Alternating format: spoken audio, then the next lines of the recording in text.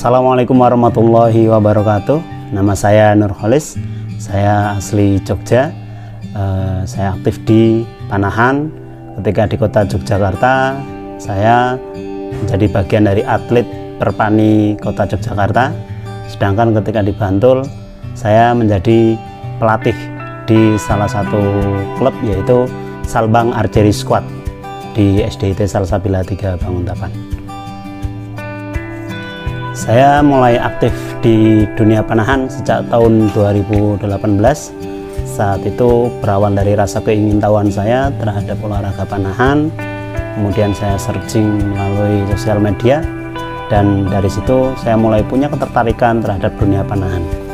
Lalu saya mencoba untuk mengumpulkan uang dan membeli satu set alat panah saat itu.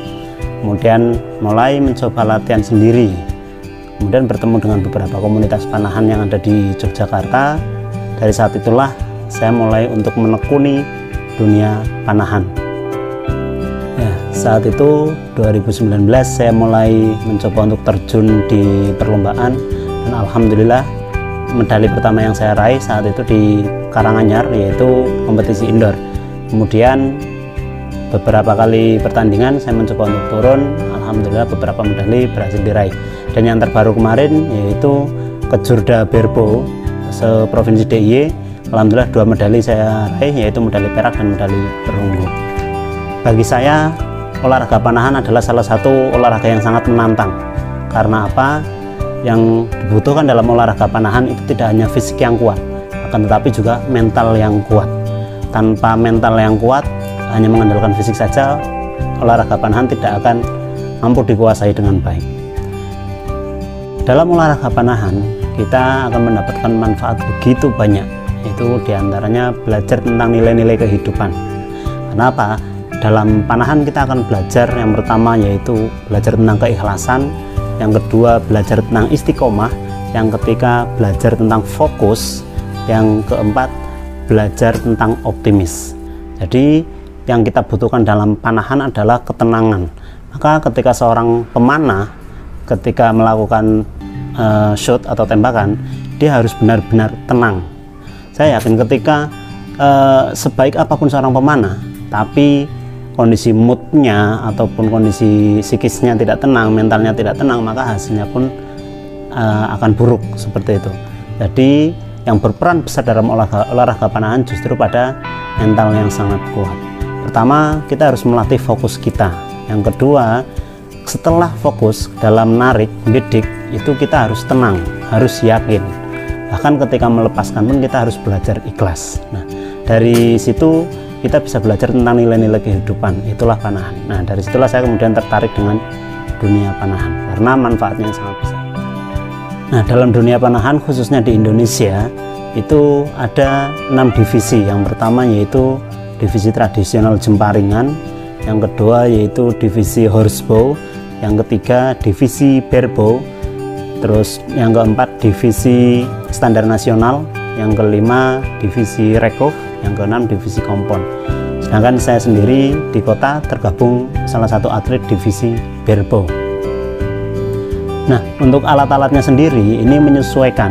Jadi setiap divisi memiliki kriteria alat yang berbeda, akan tetapi komponen utamanya itu sama, yaitu dalam busur itu pertama ada riser, yang kedua ada limbs, yang ketiga ada string, yang keempat ada anak panah. Itu. Adapun yang membedakan dari setiap divisi adalah aksesorisnya. Contoh, nanti stabilizer dalam barebow dan stabilizer dalam recurve atau standar nasional itu akan berbeda lagi. Jadi itulah bagian alat-alat panah, dan mereka memiliki fungsi masing-masing. Setiap atlet punya kriteria alat panah sendiri, jadi alat itu akan menyesuaikan dari kondisi si atlet itu sendiri. Nah, dalam panahan yang paling dibutuhkan adalah istiqomah, terutama pada posisi saat kita menembak, yaitu pertama posisi berdiri kita memang harus benar-benar tegak.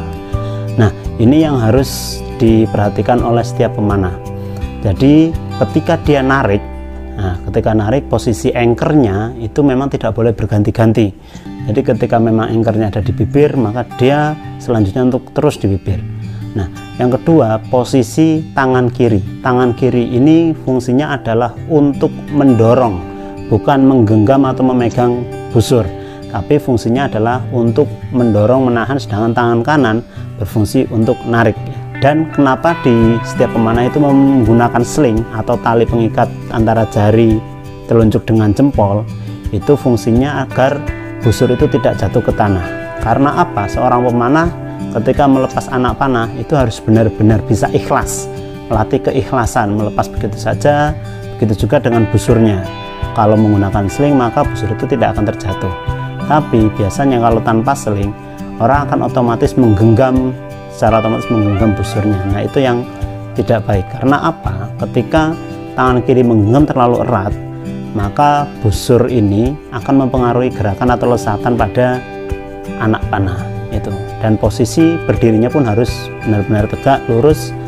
Posisi siku kanan juga harus benar-benar stabil, jadi tidak berubah-berubah. Itu untuk posisi atau teknik yang digunakan. Adapun setiap divisi memiliki teknik yang masing-masing.